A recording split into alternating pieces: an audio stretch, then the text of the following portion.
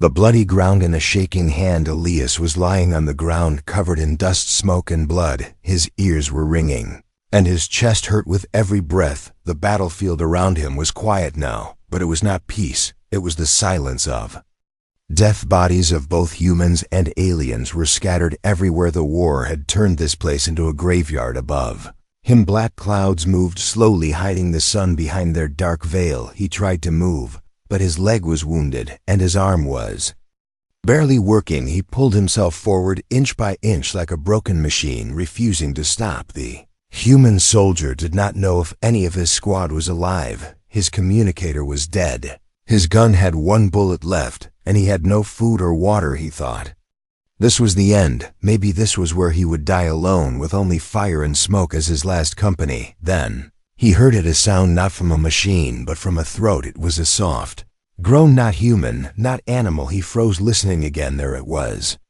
weak, almost a whisper. He crawled toward the sound, pulling himself through the ashes and mud. As he reached the broken shell of a crashed drone, he saw Hira, Velari female, her blue skin now dark with blood and dust, her long white hair tangled and burnt, her golden eyes half open, filled with pain and anger. Her breathing was slow, her chest rising and falling like a flickering flame. She was bleeding from her side, and her right arm was twisted in a terrible shape. Still she moved, trying to reach for a weapon, a sharp blade lying near her hand. Elias pointed his gun at her, his hand shaking with pain and fear. He had every reason to shoot her right now. She was an enemy, one of the alien soldiers sent to kill humans. Maybe she had already killed many, maybe even his friends. But then she spoke, not in her alien language, but in broken English. Her voice was dry, cracked like the land around them. Kill me or help me. Elias blinked for a second. He thought he was hearing things, but no, she had spoken clearly, her voice weak but real. He stared at her, confused, his finger still on the trigger. You were sent to kill me, he said, his voice low. Yes, she replied without fear, her golden eyes meeting his. I failed. She tried to smile, but it turned into a cough. More blood came from her lips. Why should I help you? He asked. You're the reason I'm here, bleeding and dying, because I don't want to die alone, she answered, not begging, not crying, just saying the truth. Elias looked at her for a long time. Everything in him told him this was wrong. Helping the enemy was against every rule, every order. But he also saw something else in her eyes, something too human to ignore: fear, pain, loneliness. He lowered his weapon slowly. He took out his small medkit and crawled closer. She did not move, did not try to stop him, only watched as he pressed a bandage to her side. She gasped in pain, her hand reaching out, not to fight, but to hold his wrist, weak and shaking. Stared at her hand on his skin. Her fingers were cold, not because of hate, but because her body was shutting down. She was really dying, and he was the only one who could stop. ID must be crazy, he whispered to himself, helping the one who was meant to kill. Mish gave a weak laugh, then coughed again, the sound full of pain and dust. Maybe I was never meant to kill you. Maybe I was meant to meet you here.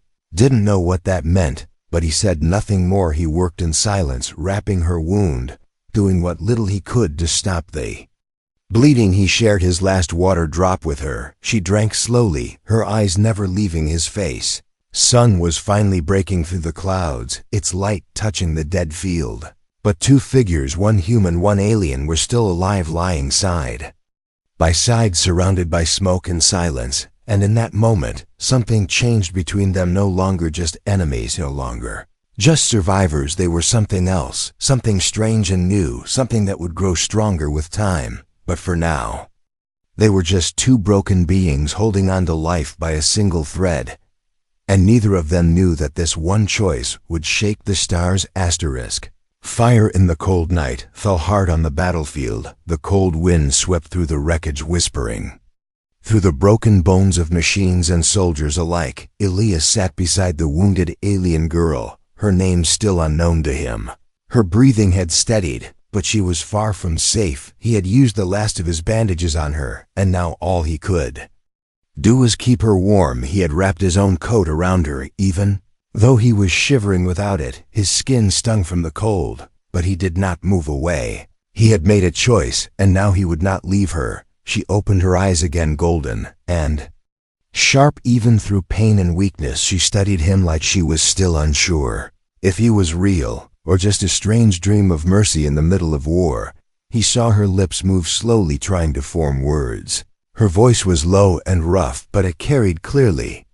Through the quiet, "Why did you help me?" Elis hesitated, then shrugged. "Maybe. I'm tired of watching everyone die. Maybe I just wanted to do something different once." She looked at him confused. "Different? You mean saving an enemy?" He nodded. "Yeah, exactly." That her eyes stayed on him, as if trying to understand a language deeper than words, something ancient and impossible, something human. "My name is Syria," she said finally. "Valari Vanguard First Class." Elias gave a tired laugh. "Elias Stone, just a soldier."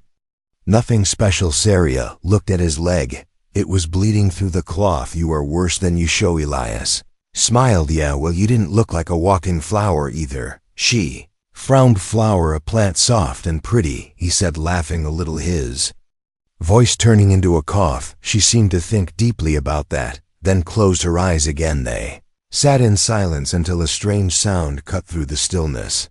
It was a distant growl, something big moving in the dark. Elias stiffened, reaching for his pistol, but the sound grew louder and closer. Heavy steps, crushing metal. Something was coming, and it was not friendly. Syria's eyes opened wide. "Danger," she whispered. "They send harvesters to clean battlefields, machines that eat everything living or dead." Elias grabbed his weapon, his one bullet, useless against a harvester, but he could not run, and neither could she. He looked around, then saw a narrow trench half covered by debris. "And you move?" he asked. "Barely," she said. "Then hold on." He lifted her, slowly biting back the pain in his leg. She gasped as he moved her broken arm, but did not cry out. Her face twisted in pain, but she stayed silent, brave in a way that made him respect her even more. He carried her to the trench, sliding down with her into the cold mud, covering them both with old scraps of metal and dirt.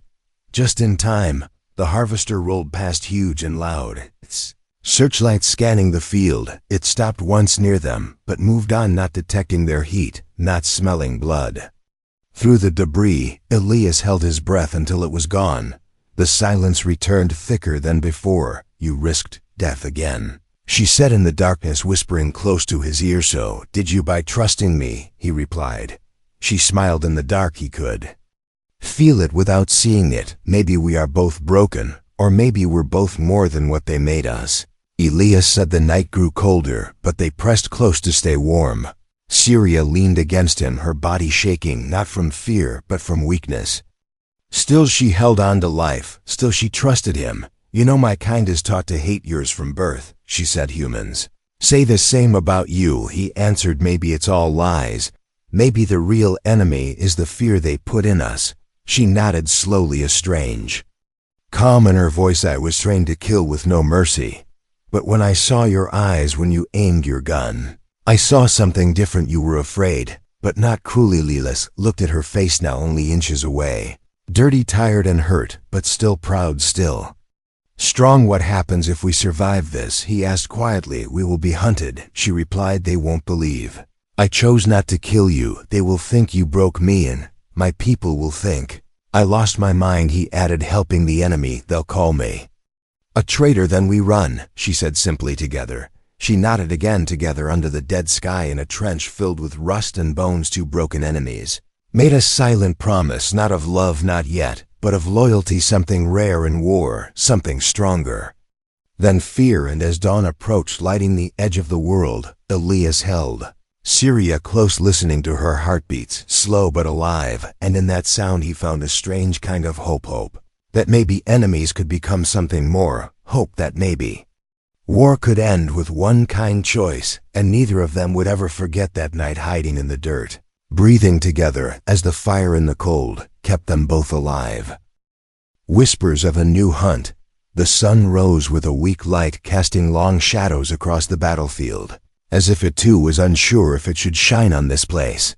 Elias opened his eyes slowly, pain wrapped around his body like chains, but Syria was still beside him, breathing slow but steady. The metal scraps above them had kept the harvester from finding them last night, but they couldn't stay hidden forever. He listened carefully hearing only wind and the faint crackle of distant fires, no drones. No voices, no machines. Maybe they were truly alone now. We need to move, he whispered. Syria nodded, but her face twisted with pain as she tried to sit. Her broken arm hung useless, and her legs trembled beneath her weight. Elias supported her carefully, but every movement made his own legs scream and protest. We won't survive out here if we don't find shelter, he said. I know a place. Syria replied after a moment, her voice hoarse. There's an old Velari drop shelter nearby, half a mile that way.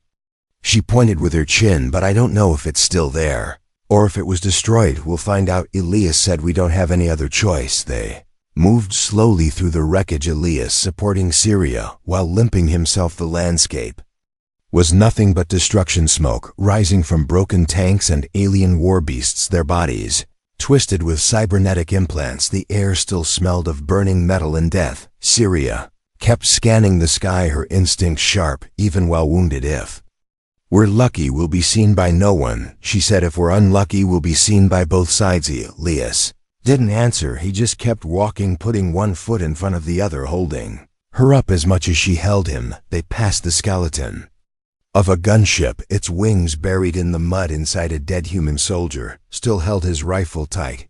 Elias looked away. Syria did know.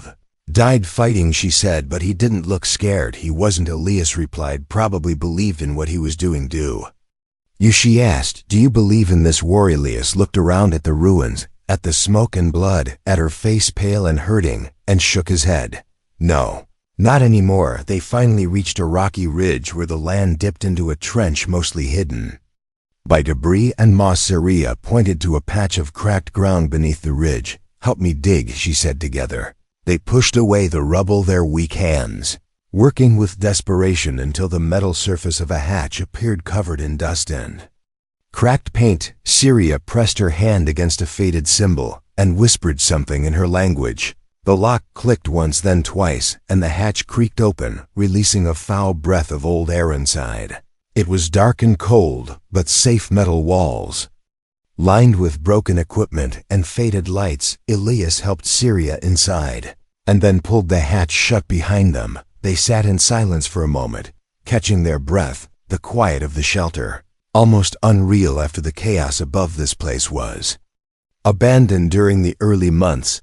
Syria said it was meant to be temporary, but my people retreated faster than planned. Some supplies might still be here. They found an old energy pack, just enough to power one of the lamps and warm a heating plate. Elias boiled some water from a purifier and gave her a warm drink. It wasn't much, but she smiled when she drank it, her golden eyes softer. Now, why did you learn our language? Elias asked, breaking the silence. Because I wanted to understand you, Syria replied. Not just for war, but for something more. I thought maybe knowing your words would help me see your hearts. Did it? He asked. Not until I met you, she said, and for a moment, the silence between them was not empty. It was full of something gentle, something forming without words. Then the shelter's old alarm flickered. A low red light, flashing in the corner, motion detected above. Elias moved to the screen. Blurry shape was moving through the wreckage, near the ridge. Not a harvester, too small. Not human, either. It was Velari and armed search squads. Syria whispered, they must have seen our trail. Can we fight? Elias asked. No, she said, not like this. We can't run either, he said. She looked at him, then slowly reached into her belt pouch, pulling out a small metal cube with a glowing center. What's that? He asked. Emergency beacon, she said. I activate it and they'll come for me within minutes. Then do it, he said. Maybe they'll save you and kill you, she replied. The moment they see you, they won't ask questions. Elias stared at her, his mind racing, then shook his head. We stay quiet and hidden if they pass. We're lucky if they find us. We figure it out together. You could leave, she said. Take your chances alone. So, could you? He replied. But neither of them moved. They just watched the red light blink and listened to the sound of footsteps above. Two enemies once meant to destroy each other, now hiding side by side, hoping for a miracle in a war that gave none. And as the search squad drew closer with each step, Elias placed his hand over Syria's and held it tight. Asterisk. Shadows beneath the surface. The footsteps above were slow and careful, too steady to belong to scavengers. These were trained soldiers. Elias and Syria remained frozen. Their breaths held in the dim shelter. The blinking red light continued casting soft flashes on the metal walls. Each blink was a countdown. They could not stop. Syria gripped Elias's hand tighter, her golden eyes locked on the monitor screen. As the shape above grew clear, Thayer scanning, she whispered, "They're using heat sensors. If we move, they'll find us. Then we stay dead," Elias replied, keeping his voice as low as possible. No sound, no heat, just breath. The shelter was meant to block basic scans, but time had damaged its shielding. The best hope was silence and luck. The footsteps paused, then moved closer. The screen showed 3 Valari soldiers, 2 armed with pulse rifles, 1 with a drone following close behind Syria's body. Stiffened, her mind racing. If they found them, she would be taken for debriefing, and Elias would be executed without trial. She knew her people didn't forgive traitors, and to them helping a human even in mercy was betrayal. Elias whispered something she barely heard. "Trust me, I've done this before." Before she could answer, he reached into a side panel on the wall, pried it open, and pulled out a thin emergency blanket lined with thermal suppressors. He threw it over them both. It smelled like oil and dust, but it would hide their heat for a few minutes. The footsteps grew louder. 1 soldier stopped directly above them. The sound of the drone buzzing made Syria's skin crawl. Her heart pounded against Elias's chest, but his hand stayed steady over hers. His calm became her anchor in the storm. A loud crack above them made both flinch, a metal plate collapsing under the soldier's boot. He cursed it in Valari and backed away. Another soldier called something from the distance, and the squad moved away. The drone paused one last time, then followed. Syria didn't breathe until the monitor cleared, showing no life signs nearby. The blinking red light turned off. The danger had passed for now. She let out a shaking breath. Elias shifted the blanket off them both and leaned back against the wall. The pain in his leg was worse now, but he didn't show it. "You really have done this before?" Syria said, her voice low. "Not exactly." This Elias replied, smiling slightly, "But I've hidden from worse things in darker places. Why help me again?" She asked, not in pain this time, but in curiosity, real curiosity. "Because I want to," he said without thinking. "That's not a reason," she replied. "It is to me," he said quietly. "You could have turned me in. You could have called for your people. You didn't. We're not the same species." Syria said, "Not the same blood, not the same code, maybe not, but I see something in you, something worth saving." Elias said. She turned away, not because she was angry, but because his words hit deeper than she expected. No one had ever said that to her, not even her own commanders. They sat for a while listening to the hum of the shelter and the wind outside. The tension had lifted a little, but their wounds were catching up. Elias tried to stand and fell hard against the wall. Syria caught him before he dropped completely. "Need medical help soon, or you'll lose that leg," she said. "I saw infections like this in the field, fast spreading. We had tech to stop it. But we don't have that here." "Then we'll find it," Elias said through gritted teeth. She opened a side panel and took out a faded map showing old field hospitals nearby. One marked not far, maybe still standing, maybe not. "It's worth a try," she said. "But we can't go now. Your body needs rest, so does yours." Elias replied, "You're holding together with nothing but grit and stubbornness." She smiled for the first time without pain in it. "You speak like a Valari warrior. Guess I'm learning a little too." That night they rested under the thermal blanket. Again the shelter walls cold, but their bodies warm from shared heat. Their connection was strange, neither friendship nor alliance, yet something was forming, something even war couldn't destroying her. "Sleep." Syria muttered something in her language.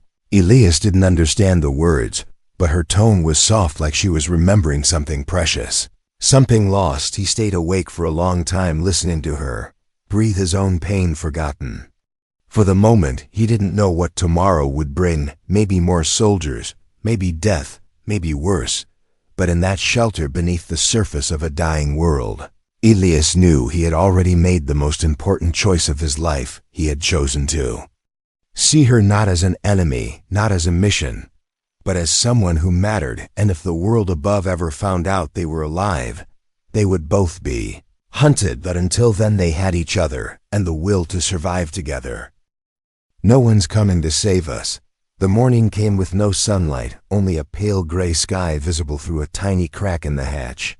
Elias woke to a sharp burning in his leg, his muscles stiff, and his skin hot with fever. He tried to sit up, but dizziness pulled him down. Syria was already awake, sitting beside him quietly, her face calm, but her eyes worried. She had been watching over him all night, counting his breaths, checking his temperature, trying to act strong while her own injuries throbbed beneath her skin. "Your wound is getting worse," she said, her voice steady but her hands trembling. "I can smell the infection spreading." Elias nodded slowly, not surprised, just tired. "Yeah, feels like fire chewing my leg. We need to reach that outpost," she said. "Today now, or you might lose more than your leg. You could die." He looked at her face and saw something strange. Not fear, not duty, but something deeper, something personal. He smiled through the pain and said, "You sound like you care." "I do," she said softly, then turned away before he could say anything else.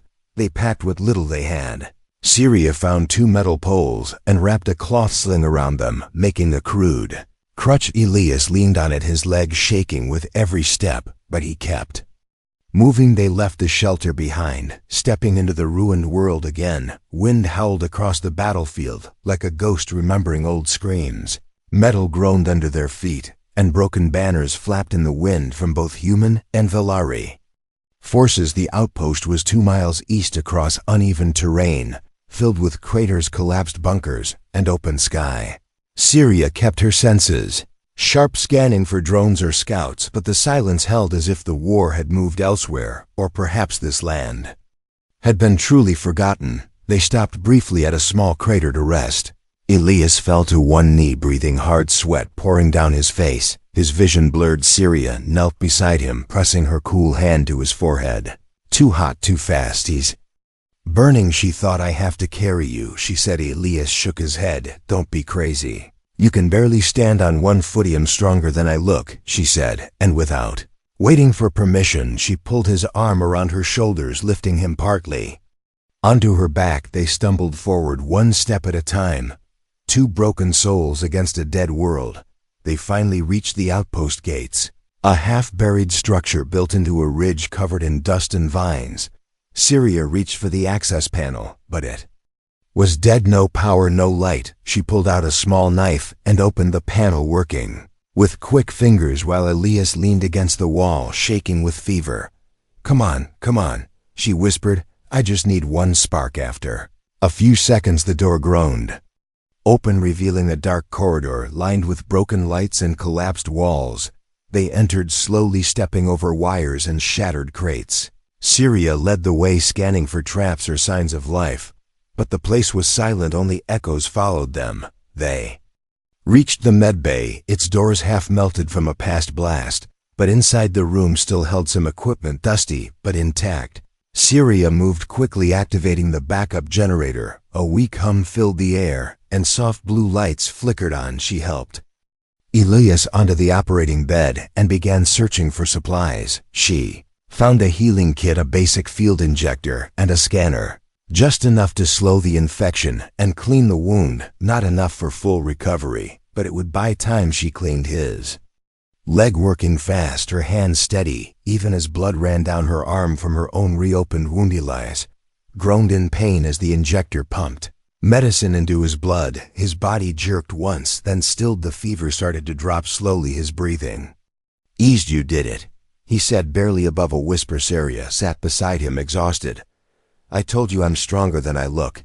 He smiled weakly. "Yeah, I'll never argue again." She watched him for a long moment, then looked down at her own chest, her wound from earlier now bleeding again, soaking through the cloth. She reached for a second injector and started treating herself. The medbay lights flickered again. The generator was old. It wouldn't last long. They needed to leave soon, but for now they had a moment of peace. Elias looked at her and said something that made her freeze. "No one's coming to save us, you know." She turned to him slowly. "I know we're on our own now. Both sides will see us as traitors if they find out. Then we make our own path." She said, "We survive not for them, not for orders, not for flags, but for us. For us, he repeated, and in that small broken medbay under flickering lights, something powerful passed between them, a bond forged not by species or history, but by pain choice. And hope outside the wind still howled, the world still burned, but inside two enemies. Now survivors had made a decision. They would not die here, they would not be forgotten, they would fight not against each other, but side by side. Asterisk. The signal that shouldn't exist. The generator died with a soft sigh, leaving the medbay in darkness again. Only the low orange glow of emergency lights remained flickering across their tired faces. Elias sat up slowly, his leg wrapped tightly. Syria had stopped the bleeding and lowered the fever, but pain still lived. Deep in his bones he watched her as she cleaned her arm, her fingers moving carefully around the edge of her wound. The silence between them now felt different, not heavy or strange, but comfortable, like two warriors resting between battles. "We can't stay here," he said finally, his voice raspy but stronger than before. She nodded. "This place will be scanned again sooner or later once the patrols circle back. They'll sweep every outpost and bunker. Then we go west," Elias said, toward the ridgeline. The human evacuation zone might still be active. She looked at him, surprised. "That's suicide. If your people see me, they'll shoot first and ask nothing. Then we stay off the roads." He replied, "No trackers, no signals, just shadows and instinct." Before she could answer, a soft chime echoed from the wall. An old console lit up for a second, then showed a single blinking message: inbound. Signal source unknown. Translation initializing. Elias and Syria exchanged a look, both alert. Syria moved to the console, pressing buttons, trying to trace the origin of the message. The system was damaged, full of static, but the signal was repeating coordinates, a pulse, and then a strange word in Valari and English, both safe. "This has to be a trap," she whispered. "There's no way a signal survived this long on these frequencies, unless someone wanted it found." Elias stared at the blinking word, his gut twisting. Maybe, but it could also be someone like US, someone not following orders, someone hiding from both sides. Syria hesitated, then nodded slowly. The coordinates were deep into the mountain range, far from known bases and patrol routes. A place neither army had touched in weeks. "We have nothing left here," she said, "and we won't last long without shelter and fresh supplies. Then we follow it," he said. "If it's a trap, we face it together." "Together," she repeated, and smiled just a little. They packed quickly, gathering anything useful from the broken medbay: 2 injectors, a half-charged power cell, a cracked but working scanner, and a ration pack with just enough food for 2 days. Syria wrapped her arm tightly and reinforced Elias's leg brace with spare metal pieces. They moved out at dusk, shadows stretching long behind them. The air grew colder as they climbed into the hills, leaving behind the flatlands of war and entering the silence of stone. No patrols, no drones, just wind and the sound of their boots crunching dirt and ashes. The night grew darker. They made camp inside a small cave under the roots of a twisted tree. Syria started a fire using the power cell and old twigs. Elias leaned back, watching the flames dance across the stone walls. "You ever wonder what comes after all this?" he asked. "Not just for us, but for everyone." She poked the fire gently. "Maybe nothing, maybe we all vanish and the stars forget you." She looked at her for a long time, then said, "I don't want to vanish. I want to live, not survive. Just live, breathe. See, feel like this means something." Syria nodded slowly. "I was trained to fight, die, win, or fall for the glory of the command. But now none of that feels real anymore. Because we saw each other," Elias said quietly. "That changes things." They sat in silence. Again the fire warmed between them, and their pain dulling under its glow. By morning, they were moving again, following the coordinates, step by step through broken canyons and old trenches, each mile harder than the last, their bodies screaming with every step. But neither stopped, neither gave up. 3 days passed, and the last of their food was gone.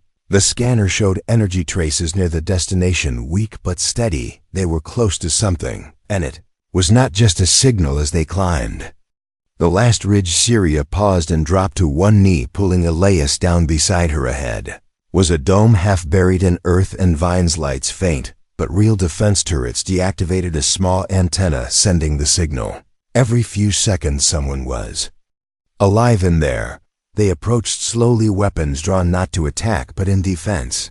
A soft chime greeted them as they neared the entrance, a voice, female, calm and mechanical, spoke in both their languages. "Welcome to Haven 2. Identify or remain outside." Elias stepped forward. "This is Elias Stone, Human Infantry, ID 057. I request entry with injured companion." The voice paused, then said, "Identity confirmed. DNA scan active. Please wait." A soft pulse of light scanned them both, then silence. "Access granted. Please enter and close the door behind you." Dome opened with a hiss, revealing warm light and clean air, the smell of food and medicine, the sound of machines not broken, not damaged, just normal. They stepped inside slowly, eyes wide. Sirius stopped, first looking at the symbol on the wall. This place was built by both sides. She whispered, "A joint station from before the war, from the peace talks. Then someone kept it alive," Elias said, "and maybe they've been waiting for someone like us." The door closed behind them, sealing the world outside away, and for the first time in days, maybe even years, they felt something strange. Safety asterisk. The place where war couldn't follow. The door sealed shut with a soft hiss, cutting off the wind and silence of the outside world.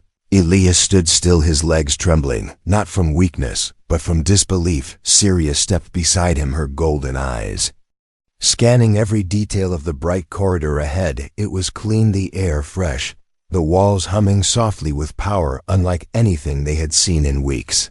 No blood, no smoke, no death, just silence and machines built to heal, not destroy. They moved slowly through the hallway. Sensors followed them, softly scanning, not in aggression, but in curiosity. Small lights flicked on ahead of them, guiding their path. The walls were covered in symbols, both human and Valari.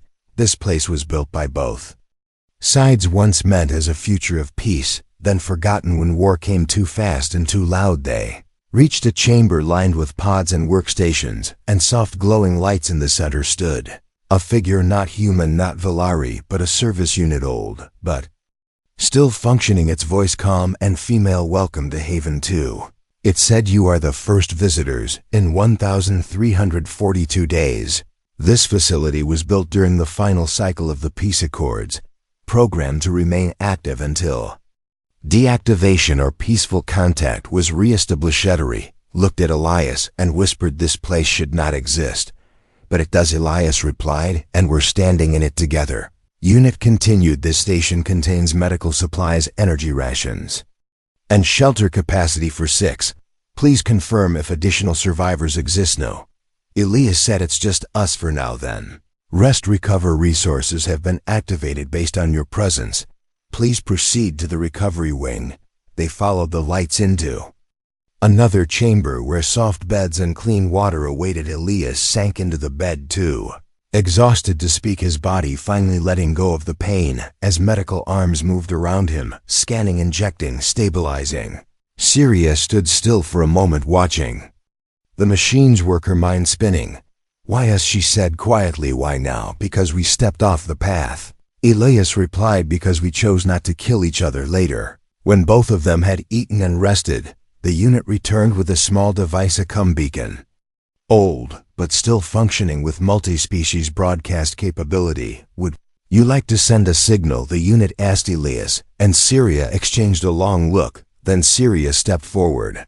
"If we do, both sides will know we're alive, and they'll come for us." "Not just for us," Elias added, "but for this place. They'll want to destroy it or claim it or silence us forever," Syria said. Stood over the beacon in silence, thinking of what they had survived, what they had learned. The war had taken everything from them: friends, command, orders, identity. Yet here, in a place untouched by hate, they had found something stronger than all that: hope. "If we send the signal," Syria said, "we must tell the truth, not lies, not politics, just the truth." Elias nodded. "People need to hear what happened. Two enemies who chose to save each other instead of pulling the trigger. Then let's speak together." Syria said and placed her hand over his.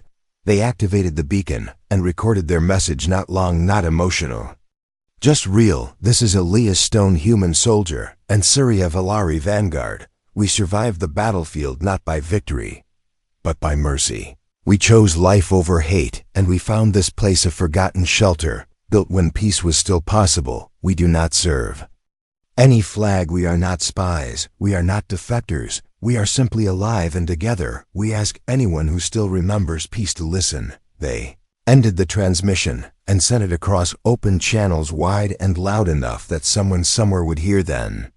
They sat together in the quiet chamber, waiting not for rescue, but for response. The next day, the signal reached orbit. An old satellite, still listening, pinged the message to distant outposts, to human stations, to Valari Command, to wandering ships.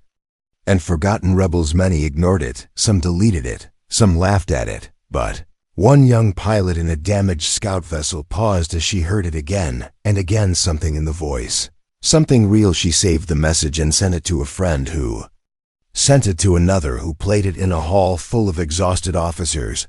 And on both sides of the war, the message spread not like fire, but like a spark carried on the wind. Weeks passed and no soldiers came, no armies, no ships, just silence, but not the cold silence of death. It was a silence of waiting, of breath, held before a new chapter. Elias and Syria rebuilt the shelter, slowly cleaned its halls, fixed its systems. They planted small seeds in soil tanks, old and cracked. They spoke often not about war, but about books, music, stars, childhoods, lost, and memories they thought forgotten.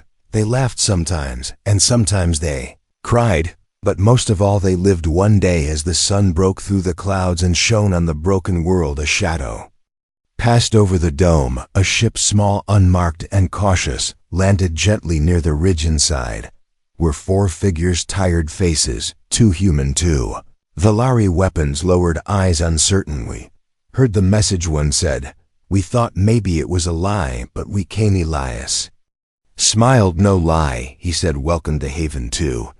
And so the place that should not have existed became something more, a beginning, not an end, a shelter, not for war, but for those brave enough to step beyond it. And in that forgotten corner of a broken world, a human and an alien who were never meant to meet became the first light of peace. Together, always together.